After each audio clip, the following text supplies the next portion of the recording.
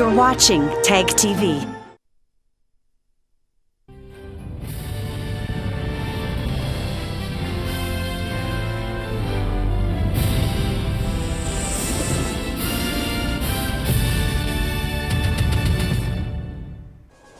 Good evening. Welcome to South Asia Newsline. I am Uzma Jafri. Here are the top stories we are tracking for you on Thursday, the 21st of June. International Yoga Day celebrated across South Asia.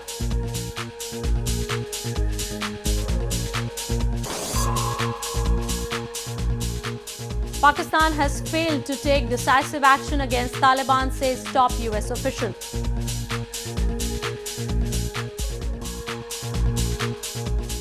And China to boost cooperation with Nepal in infrastructure connectivity.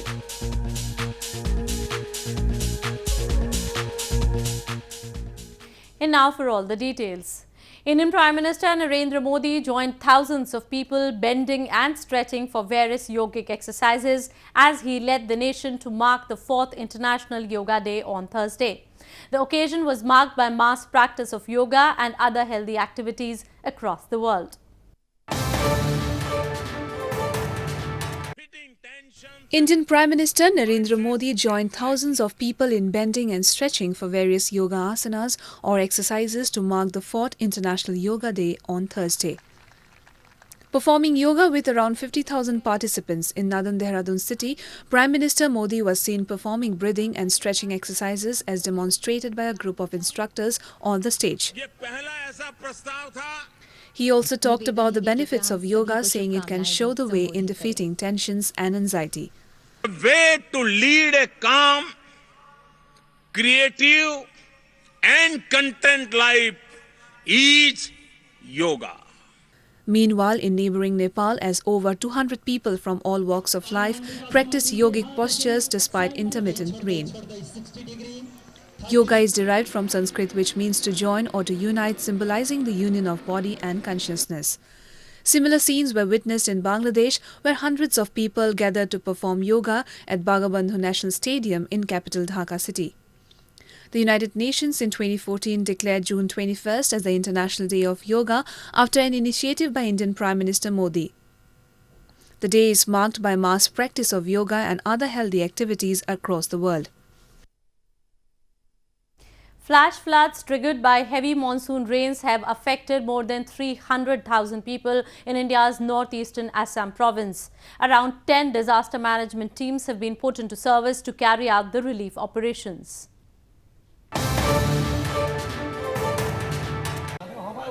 Floods in Hailakandi district of India's northern Assam province have affected around 300,000 people this year, while the death toll on Wednesday reached 21. Heavy monsoon in northeastern India have triggered the floods, which from the past week have swamped more than 1,500 villages in Assam. Around 10 teams of State Department Response Force and National Disaster Response Force have been put into relief operations. यहाँ पर इस बार एक काफ़ी बड़ी बाढ़ का सामना हम लोगों को करना पड़ा, जिसमें तकरीबन ज़िले के 3 लाख लोग प्रभावित हुए और इस बाढ़ से मुकाबला करने के लिए ज़िला प्रशासन ने इमीडिएटली सारे कदम उठाए. हम लोगों ने रेस्क्यू टीम्स यहाँ पर इमीडिएटली लगा दी.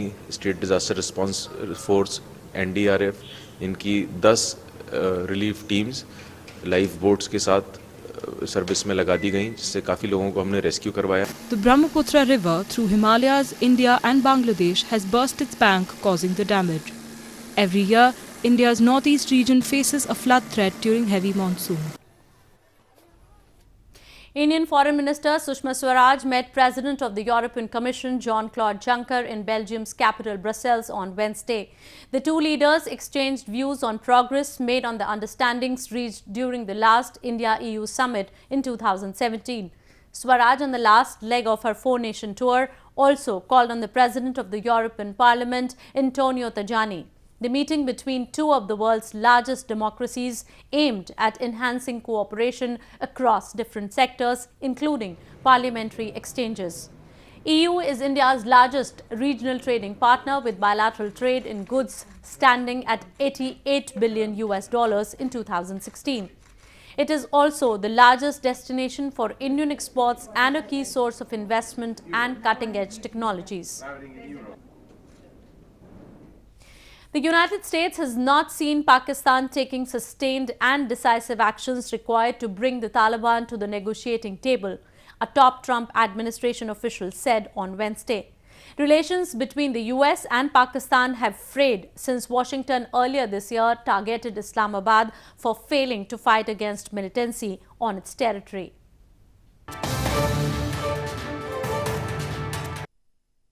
Top American diplomat Alice Wells has said Pakistan has not taken sustained or decisive steps against terrorist safe havens as expected by the US. While addressing a hearing of House Foreign Affairs Committee recently, the senior US official for South and Central Asian Affairs said Pakistan has an important role to play and has legitimate interests that it wants to ensure are met during any peace process in Afghanistan. Relations between the United States and Pakistan have frayed since Washington earlier this year targeted Islamabad for failing to fight against militancy on its territory. And we are also calling on Afghanistan's neighbors, especially Pakistan, to take additional steps in support of peace. Despite some positive indicators, we've not yet seen Pakistan take the sustained or the decisive steps that we believe it should pursue, including arresting or expelling Taliban elements who will not come to the negotiating table. US President Donald Trump in January this year accused Islamabad of supporting Taliban militants wreaking havoc in neighboring Afghanistan. Washington announced suspension of nearly $2 billion of aid to Islamabad for failure in tackling militancy in the region. Pakistan has maintained that it has sacrificed a lot in the war against militancy. Moving on. The ongoing sit-in protest of government employees has entered its third week in Pakistan-administered Kashmir.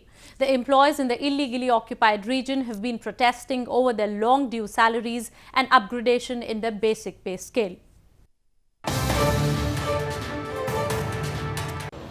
The strike of Water and Power Development Authority or WAPDA employees in Pakistan-administered Kashmir has entered its third week.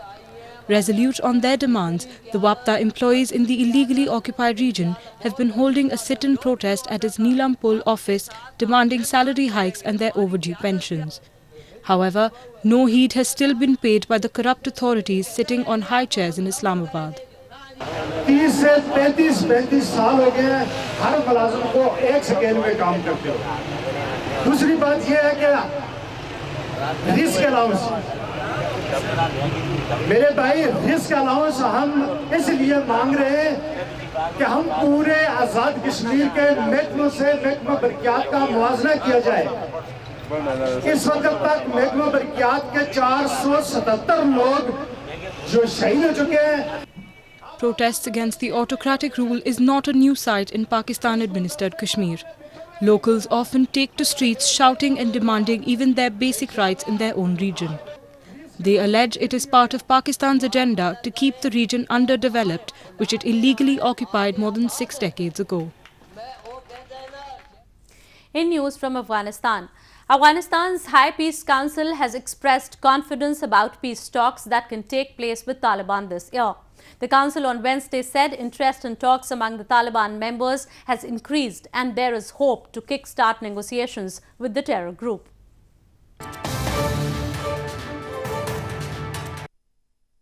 The High Peace Council of Afghanistan on Wednesday said it is confident that big changes could happen regarding peace talks in the country. The council's officials said interest in talks among the terror group Taliban at different levels has increased and that the institution hopes to kickstart negotiations with the group this year. Meanwhile, the National Security Advisor to President Ashraf Ghani on Tuesday traveled to Pakistan, where he reportedly asked Pakistani security officials for their help to get Taliban to the peace talks table. طالبا صدای مردم افغانستان و مسابقه افغانان مسلمانان و شهروندان این سرزمین لبیک بگویند، آتش بس تمدید کنند، اعتماد سازی در بینشان به وجود بیاید و با افغانان خود در میز مذاکره به خاطر تفاهم در رابطه با آینده افغانستان بشینند. خوشبینی ما بیشتر است و امیدوار هستیم که آنچه را که ما درخواست داریم از پاکستان او تعهد عملیش ما ببینیم و به او تعهدی که میکنن پابند بمانند. This comes after Uzbekistan announced this week it is ready to host the talks between the Afghan government and the Taliban. Uzbekistan also called on both the sides to extend a ceasefire, which Ghani announced before Eid, to which the Taliban followed suit, but instead ordered just a 3-day truce. Moving on to news from Nepal. Nepalese Prime Minister KP Sharma Oli on Wednesday met Chinese President Xi Jinping during his 5-day tour to Beijing. The two leaders agreed on expanding infrastructure connectivity.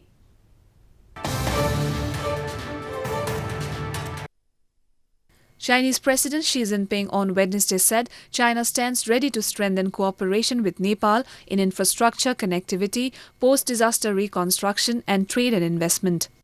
Jinping made the remarks while holding talks with Nepalese Premier KP Sharma Oli, who is on a 5-day visit to Beijing. Jinping said both countries are facing new opportunities and should strengthen high-level exchanges and promote their ties. Oli responded that his country is willing to expand cooperation with China.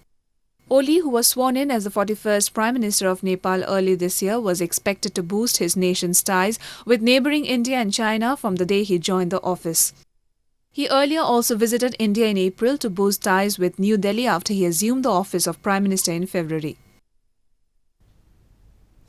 To beat the heat for two-wheeler riders, a technological firm based in India's IT hub Bengaluru city has designed air coolers for helmets that provide dust-free air and keeps them cool. A technological firm in India's southern Bengaluru city has designed air conditioners for helmets to help commuters riding two-wheelers beat the scorching heat. The wearable helmet cooler called PluSnap has been launched by Plu Armor for full-face helmets, which can be easily attached by a belt and can be operated with a button. With a 60 milliliter water reservoir, electric fan, non-removable batteries, the detachable cooler comes with a filter element. It provides dust-free air to the rider through moist filters towards the two nozzles inside the helmet. I thought, okay, rather than try to introduce a new product to the world, can we build something that attaches to a product that people already use? And if you've ever driven a motorcycle and wear a helmet, you know how hot it is inside. It's like a furnace inside. In fact, to somebody who rides a motorcycle, I don't even need to sell the concept of cooling, right? So this is basically an air cooler that we are using for the helmet. It gives you cleaner air, cooler air. As you can see, the bright light is out there. It's very hard to ride in this condition.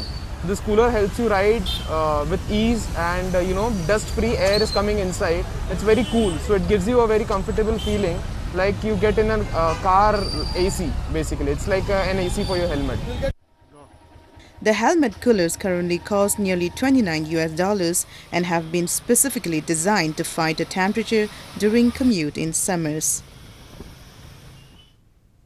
A historic waterfall in India's northern Jammu and Kashmir is attracting scores of tourists, providing them both scenic beauty and relief from scorching heat. Kashmir is considered as one of the best tourism destinations in the country, with the hospitality of the valley well known that adds to the popularity of the tourism sector. The Noor-e-Cham waterfall in India's northern Jammu and Kashmir province has become a major attraction as tourists from across India are thronging the place to get respite from the summer heat. Named after Mughal Queen Noor Jahan, the waterfall is of historical significance as it is believed the Queen used to bathe in drizzling water during her visit to the province. The historical waterfall is situated nearly 28 miles from Poonch district of the province. ये एक बहुत बड़ा famous tourist place है district Poonch के अंदर. ये बहुत एक प्राचीन एक वाटरफॉल है. यहाँ पे रानी जो नूर जहां थी, मुग़ल बादशाह जहांगीर की मिसेस नूर जहां, वो वहाँ पे आके नहाया करती थी. तो उसके टाइम का ये एक मशहूर जो वाटरफॉल है. यहाँ पे बहुत से लोग बाहर से भी आते हैं, डिस्ट्रिक्ट पुंछ के लोग भी आते हैं. तो यहाँ पे आज हम भी आए इसका लुत्फ़ लेने के लिए. Tourism is the mainstay of the economy of Kashmir. With its pristine beauty, it has always attracted hordes of visitors from India as well as across the globe. Well, that's all we have for you from South Asia this evening. Now our viewers can watch the show on southasianewsline.com. You can also visit us on facebook.com/SAsiaNewsline and follow us on Twitter @SAsiaNewsline. That's all in tonight's edition. We will see you same time tomorrow. Good night.